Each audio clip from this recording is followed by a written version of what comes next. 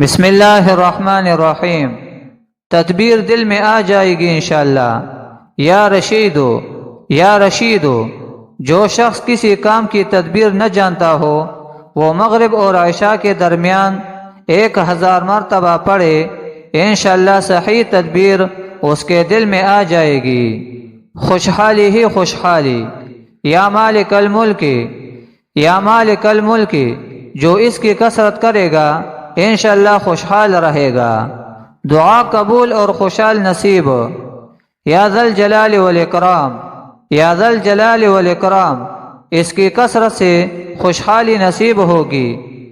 اس کے ساتھ دعا کرنے سے دعا قبول ہوگی انشاءاللہ۔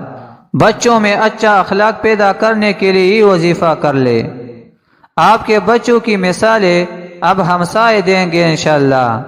اپنی اولاد میں اچھا اخلاق پیدا کرنے کے لیے آپ کو یا قدوسوں کو مہینہ میں 1 بار جمعہ کے روز 100 مرتبہ پڑھے، اول و آخر 3 بار درود شریف کو پڑھے اور پانی پر دم کر کے ان کو پلائے، انشاءاللہ بچوں میں اچھے اخلاق پیدا ہوں گے۔